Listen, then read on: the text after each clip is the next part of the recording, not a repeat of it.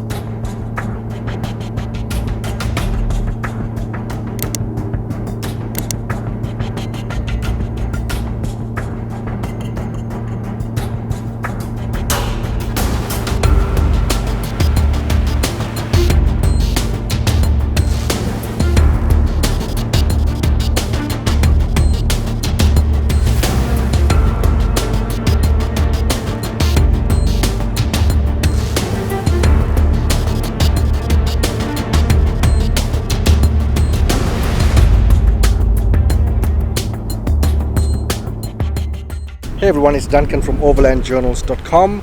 Right now I'm standing on an ancient land. 600 million plus years ago, this used to be the bottom of an ocean. And over time that ocean disappeared and volcanic activity gave rise to what's known as the Flinders Ranges here in South Australia. That's what you see right behind me. And on this trip, for the next 4 days, my wife and I are going to spend time exploring the Flinders Ranges, or at least part of it. And we'd like you to come along with us on this journey.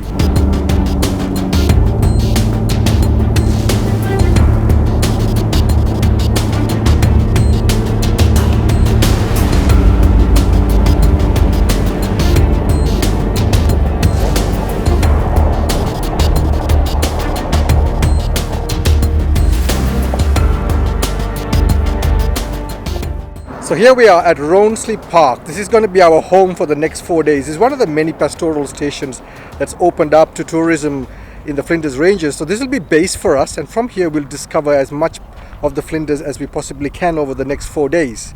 So we just arrived at our campsite and check out the view. That's the view you're going to get for the next few days right in front of us. So now to set up camp and get ready for the evening.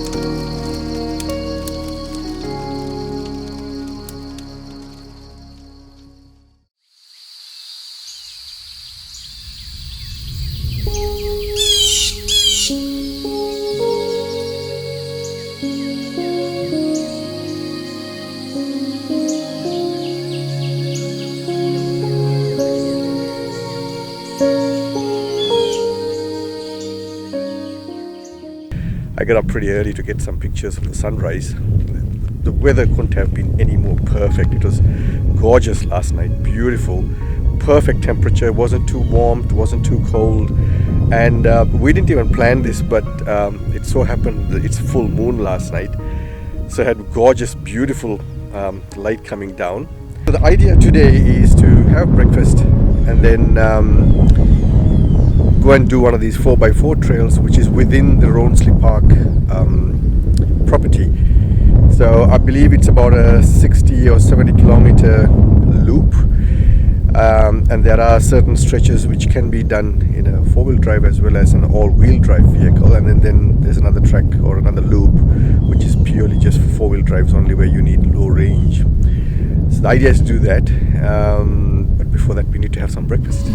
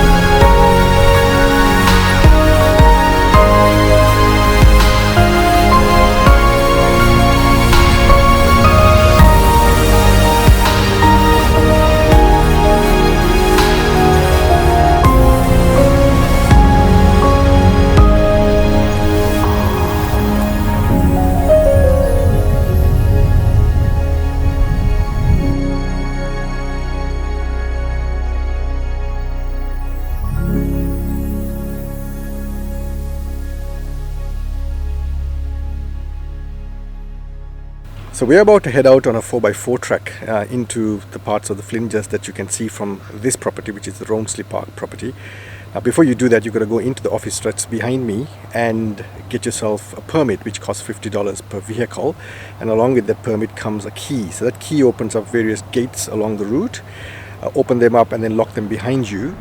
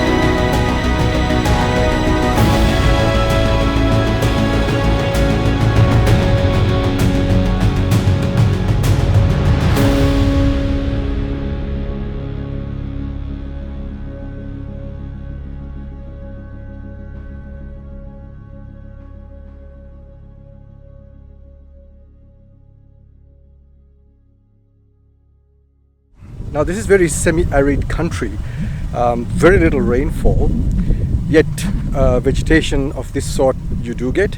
And on this 4x4 track, what I really love is every now and then the vegetation changes, and these are all plants, trees, shrubs that has adopted to these climatic conditions, and it's beautiful, it's breathtaking. So at the back you get the ranges still sort of going around us, and then at the same time you get this beautiful vegetation that keeps changing from time to time. So it's a really interesting, challenging in terms of 4x4, but as well as in scenery, it's beautiful and breathtaking.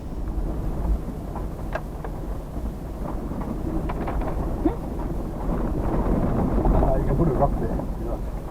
What is that supposed to mean? It's just to say that you came arrived.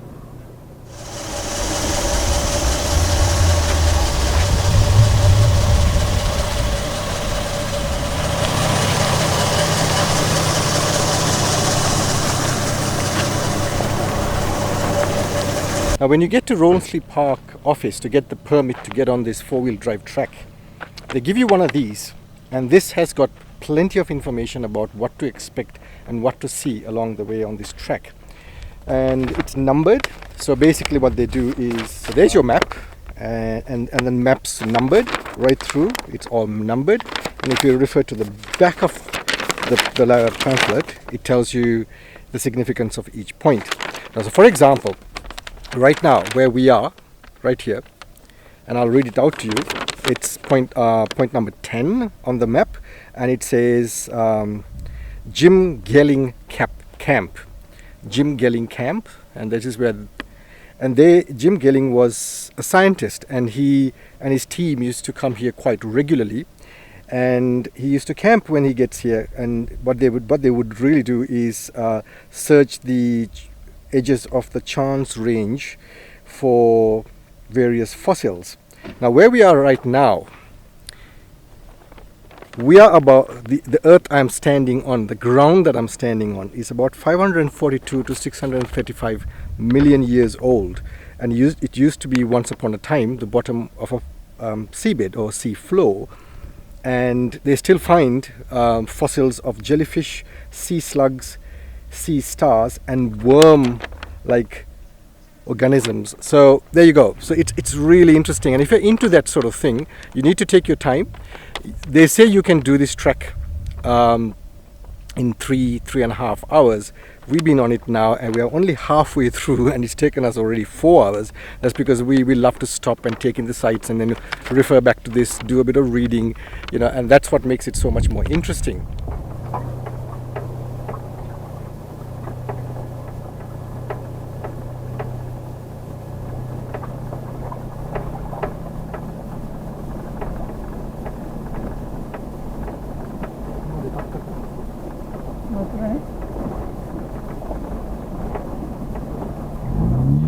Now, one of the things I love about this trek and this area is how the landscape and the surfaces keep changing. Now, right here, if you look right down here, and what you get is a totally different surface that we are driving on compared to what we were driving on before. Earlier it was more soft sand, but now it's more shale, and according to this, the purple red shale is approximately 580 million years old and is known as the Bunyeru, hope I'm pronouncing that properly, Bunyeru Formation. It's more nutrient rich soil which makes the growth for pine trees and other vegetation much easier. So that's why if you look around me, look at right over there, for example, the pine trees. There's pine trees over there, there's river red gums over there, and look at this over here. Look at this. This is just beautiful. And the amazing thing is, it's almost as if it was machine cut. The heck is this plane? Oh, there it is. It's up there.